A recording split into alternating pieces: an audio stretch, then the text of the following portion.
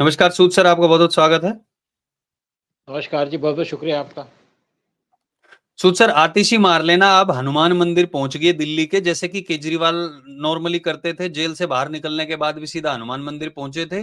ये वही लोग हैं जो राम मंदिर के ऊपर तो सवाल उठाते हैं, लेकिन अब राम मंदिर में जाके, हनुमान जी के पास जाके ये लोग क्या दिखाना चाहते हैं और इसके पीछे क्या इनकी मंशा है?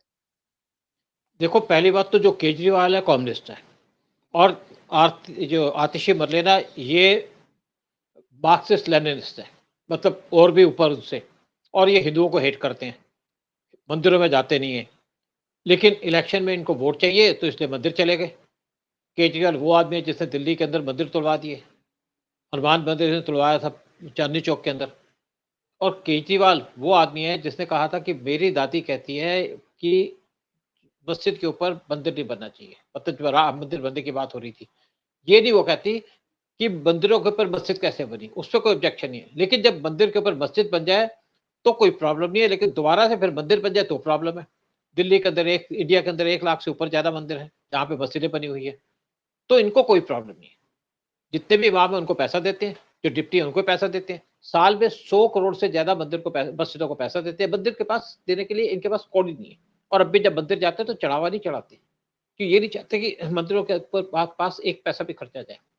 और ये भी राहुल गांधी की तरह, जब इलेक्शन टाइम होता है तो उनको मंदिर की याद आती है। अब प्रॉब्लम इनसे ये है कि जो आतिशी है वैसे भी देखा जाए मार्क्सिस्ट लेनिनिस्ट है, हिंदुओं को गालियां देती है।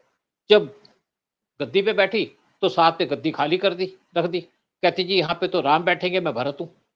अरे भरत, इनको ये नहीं पता कि भरत तो आदमी था, औरत तो नहीं था, क्योंकि इनकी गलती नहीं है, इनको पता ही नहीं है, ना रामायण पता है, ना महाभारत पता है, ना इनको कोई हिंदुओं के बारे में पता है। हाँ, ये पता है कि मंदिर यहाँ पे और मंदिर में जाना है जब इलेक्शन हो गए तो चले गए मंदिर के अंदर। क्योंकि एक तो इनको प्रॉब्लम ये है कि जब यहाँ पे केजरीवाल ने पहले जेल से निकल के एक मीटिंग होल्ड की थी, तो केजरीवाल ने सबसे कहा था कि अपने हजारों लोगों को लेके आओ, बहुत से समर्थकों को लेके आओ, लेकिन वहां पे सिर्फ 1500 लोग पहुंचे, वो भी जो भी आम आदमी पार्टी के वर्कर्स थे, बाकी तो कोई आया नहीं, कोई आना भी नहीं चाहता, इस आदमी की शक्ल नहीं देखने चाहते दिल्ली के लोग। अब इनको लगा कि अब तो ये इलेक्शन तो हार रहे हैं, और इवन अब मुस्लिम इनको सपोर्ट नहीं कर रहे। मुस्लिम ने जब यहाँ पे 2024 का इलेक्शन हुआ तब भी इनको सपोर्ट नहीं किया था, उन्होंने अपनी वोटें कांग्रेस को दे दी, लेकिन आम आदमी पार्टी को ही दी, क्योंकि 2020 के अंदर दिल्ली के अंदर दंगे कराए थे आम आदमी पार्टी ने। और उसके बाद जब यहाँ पे 70 से ज्यादा मुसलमान जेल में डाल दिए गए तो केजरीवाल कुछ किया नहीं, वकील जरूर खड़े कर दिए। और अमानतुल्लाह खान जो इनका वक्फ बोर्ड का इंचार्ज है, वो भी जेल जा रहा है, जेल जा भी चुका है। और बहुत से लोग इनके जेल गए हैं जो करप्शन में इन्वॉल्व थे या यहाँ पे दंगे कराने में इन्वॉल्व थे। तो अब इनको इलेक्शन के टाइम पे मंदिर इसलिए याद आ रहा है कि अब इनको हिंदुओं की वोट चाहिए, मुसलमानों की तो मिल नहीं रही, उस पर भी दाव खेलेंगे कोई ना कोई। लेकिन अब उनको पता है कि हिंदू बेवकूफ हैं, बहुत से हिंदू इसी बात पे आ जाएंगे कि केजरीवाल तो बड़ा अच्छा है, हिंदू मंदिर चला गया और आप इसी पे वोट दे दोगे। जिस आदमी ने राम मंदिर बनाया उसको तो हिंदू भूल गए, यानी कि पीएम मोदी। और ये जो आम आदमी पार्टी के लोग हैं, जैसे मनीष सिसोदिया ने कहा जी आप तो राम मंदिर बना रहे हो, यहाँ पे आपको एम्स बनाना चाहिए, कोई कहता हॉस्पिटल बना दो, कोई कहता है जी यहाँ पे मंदिर बनाने की जरूरत क्या है। ये तो पाकिस्तानियों से ज्यादा गए गुजरे हैं आम आदमी पार्टी के हुँ। लोग, और स्पेशली केजरीवाल की पार्टी के लोग। अच्छा सूद सर, अभी वक्फ बोर्ड की भी अगर हम बात करें तो उन्होंने भी 6 जो मंदिर है वहां पे अपना कब्जा बता दिया दिल्ली में। उसके ऊपर इन लोगों का कोई बयान नहीं आ रहा। आप कह रहे हैं कि इनका झुकाव अब हिंदुओं की तरफ हो रहा है क्योंकि मुस्लिम लोग इनको वोट नहीं दे रहे हैं। तो वक्फ बोर्ड के ऊपर कुछ क्यों नहीं बोल रहे हैं जब 6 मंदिरों पे उन्होंने दावा ठोक दिया तो? देखिए, हिंदुओं की तरफ झुकाव नहीं है, हिंदू वोट चाहिए इसलिए मंदिर चले गए। अब ज्यादा हिंदुओं को तो पता ही नहीं वक्फ बोर्ड क्या है और क्यों बनाया गया। भाई इंडिया पाकिस्तान का पार्टीशन हो गया, पाकिस्तान के साथ वहां मुसलमान भी चले गए, जमीन भी दे दी हमने उनको इतनी ज्यादा। आज पाकिस्तान बांग्लादेश के अंदर जितने मुसलमान हैं उनको तो बड़ी बड़ी जमीन मिली हुई है। उसके बाद जो यहाँ पे अपनी प्रॉपर्टी छोड़ गए थे मुस्लिम, नेहरू ने उसके लिए वो बनाया है, एक कमीशन बैठाई कि इनकी प्रॉपर्टी का क्या किया जाए। पाकिस्तान में तो सबने हिंदुओं की प्रॉपर्टी में कब्जा कर लिया, तोड़ फोड़ के जो मंदिर थे वहां पे मस्जिद बना दी, किसी ने रेस्टोरेंट बना दिया, किसी ने कुछ बना दिया। यहाँ पे जो प्रॉपर्टी थी उसको नेहरू सेफ गार्ड करने लग गया। लेकिन कुछ साल पहले, या शायद 2010 या उसके आसपास की बात है, कि यहाँ पे वक्फ बोर्ड बनाया गया कि ये प्रॉपर्टी पे कब्जा किया जाए। आज वक्फ बोर्ड के पास 8 लाख एकड़ से ज्यादा जमीन है, यानी कि पाकिस्तान का 1/3 पार्ट इनके पास है। और जहाँ भी बात करते हैं वो कहते हैं हमारी प्रॉपर्टी है। दिल्ली के अंदर जो डीडीए की बिल्डिंग है, उसको वक्फ बोर्ड कहता है हमारी बिल्डिंग है। यहाँ डीडीए का ऑफिस बना हुआ है। और दिल्ली के अंदर बहुत सी ऐसी ज़मीनें हैं, जहाँ पे वक्फ बोर्ड की प्रॉपर्टी कहते हैं। अभी अगर हिमाचल में जहाँ पे लोगों ने मस्जिद के ऊपर शोर मचाया, डेमोंस्ट्रेशन की वक्फ बोर्ड आ गया तो हमारी मस्जिद है, हमारी ज़मीन है। तो वक्फ बोर्ड तो जहाँ भी हाथ रखते हैं उसको ज़मीन मिल जाती है। अब दिल्ली के 5 मंदिरों की बात करते हैं। ये मंदिर इंडिपेंडेंस से पहले के हैं, कोई 200 साल पुराना है, कोई 300 साल पुराना है, वक्फ बोर्ड कहता है हमारे ज़मीन पे बना हुआ है। क्योंकि वक्फ बोर्ड इस टाइम पे एक झगड़ा कराना चाहता है और केजरीवाल जैसे लोगों को बीच में लाना चाहता है। तो ये अपोज़ नहीं करेंगे। इवन देखा जाए तो हाई कोर्ट की प्रेमिसेस के अंदर एक मस्जिद बनी हुई है, जो वक्फ बोर्ड कहता है हमारी ज़मीन है ये। फिर जो केजरीवाल का ऑफिस बना है, वो तो हाई कोर्ट की लैंड पे बना है, इल्लीगल तरीके से बना है। हाई कोर्ट ने कहा इसको खाली करो। तो केजरीवाल के सारे काम इल्लीगल हैं। जो इसने अपना घर बनाया 40 करोड़ का, जो इसने अम्रपाली बनाई है अपनी, हम तो अम्रपाली कहो, शीश महल कह दो, वो केजरीवाल ने रहने के लिए बनाया था। शरीफ आदमी हुँ। है कि मैं दो चप्पल, एक चप्पल है, एक यहाँ 2 रुपए का पेन लटकाया होता है, नीली कमीज पहन के घूमता कि मैं गरीब आदमी, मेरे पास कमीज नहीं है। क्योंकि इनको शौक है पैसे जमा करने का, खर्च करने का शौक नहीं है, लूटने का शौक है, किसी को देने का शौक नहीं है। तो अब केजरीवाल परेशान ये है कि इनको वोट नहीं मिल रही। जैसे यहाँ पे जो मीटिंग हुई इनकी दिल्ली के अंदर, 1500 लोग आए और वो भी इनके वर्कर्स थे। जबकि केजरीवाल ने कहा था कि पूरा जोर लगा दो, यहाँ पे बहुत से लोगों को लेगा, कोई नहीं लेके आया। तो केजरीवाल इस टाइम पे बहुत डिमोरलाइज है। मुसलमान तो आ नहीं रहे, तो उसने कहा चलो हिंदुओं से वोट लेने की कोशिश करो। तो इनको लगता है कि मंदिर जाएंगे तो शायद कोई हिंदुओं में वोट दे देगा, और दे देंगे, बहुत से लोग दे देंगे जो नास्तिक है या मंदिर जाते हैं लेकिन हिंदुत्व को नहीं मानते। मैं एक इसके देख रहा था सोशल मीडिया पे, टेक्स्ट के ऊपर एक नुपुर शर्मा ने कहा कि भाई कोई बात की इसने कि भाई लोग कहे जी सेकुलर होना चाहिए। कहते क्या सेकुलर है, मैं तो हेट करती हूँ, मेरा अपना रिलीजन है, मेरा अपना रिलीजन है, मैं तो अपने रिलीजन को प्यार करूंगा।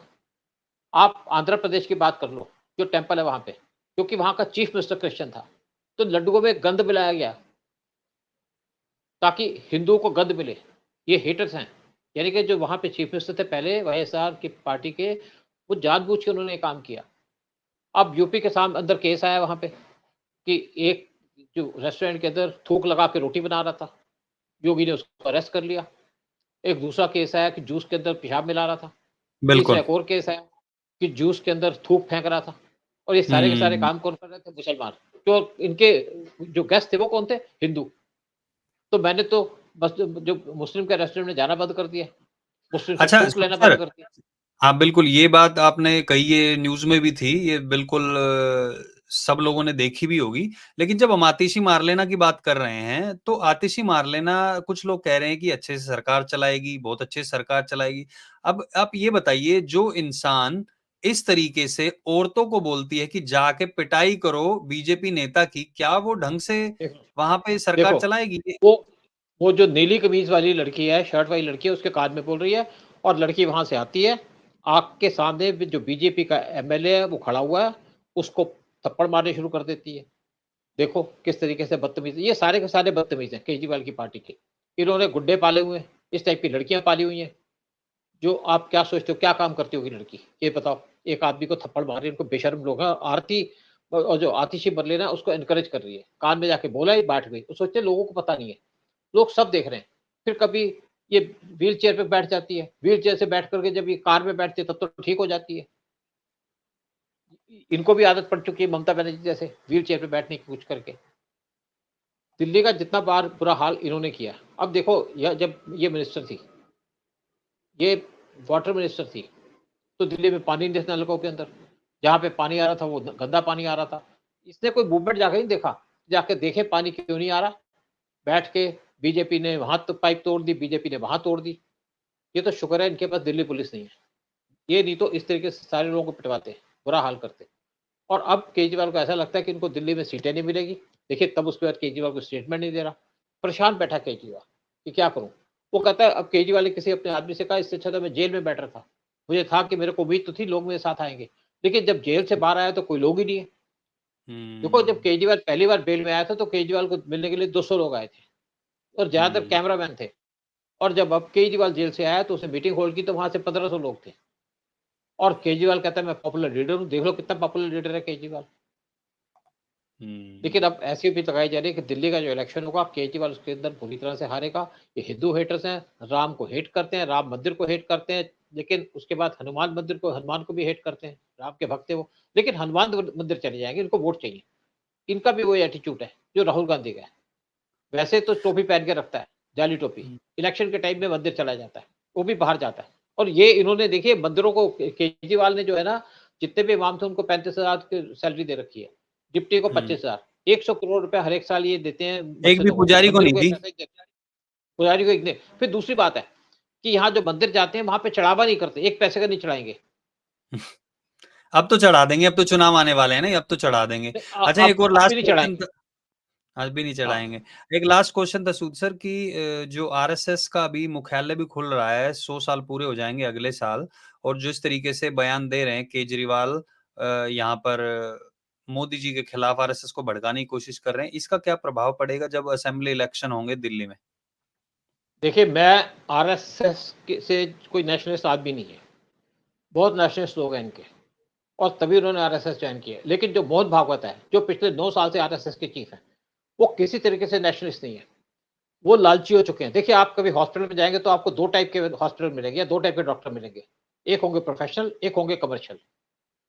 तो जो कमर्शियल होगा वो आपसे पैसा लूटेगा, जो नेशनलिस्ट होगा या जो प्रोफेशनल होगा वो आपका इलाज करेगा। और अगर आप मोहन भागवत की बात करिए, तो मोहन भागवत इस टाइम पे प्रोफेशनल हो चुके हैं, पैसा दो काम करा लो, और उनको पैसा चाहिए। एक टाइम पे साइकिल पे घुमा करते थे, फिर स्कूटर पे आ गए, फिर कार में आ गए, अब मर्सिडीज पे घूमते। अब जो इनका आरएसएस का ऑफिस है, ये 11 मंजिले का ऑफिस है, 2 बिल्डिंग्स हैं इनकी अलग अलग। आप उसमें बैठेंगे, मजे करेंगे, और उसका खर्चा पानी कौन देगा? आप खुद सोचते हो सकते हो कि आरएसएस कोई कमाती है? पैसा कहाँ से आता है? बहुत से क्वेश्चन। लेकिन ये मोदी को अपोज करेंगे, क्योंकि आरएसएस इस टाइम पे ये भी बात चल रही है कि मोहन भागवत इस टाइम पे एक पॉलिटिकल पार्टी बनाना चाहते हैं, इलेक्शन लड़ना चाहते हैं। उनको लगता है कि मैं पॉलिटिकल पार्टी बनाऊंगा, इलेक्शन लड़ूंगा तो पीएम बन जाऊंगा। लेकिन उनको, उनकी जो जो उनको जो पैसा होगा, उनकी जो सारा का सारा उसकी जो है ना, उनसे ज्यादा तो वोटें जो लोग मिलते हैं नोटा वालों को मिल जाएंगी।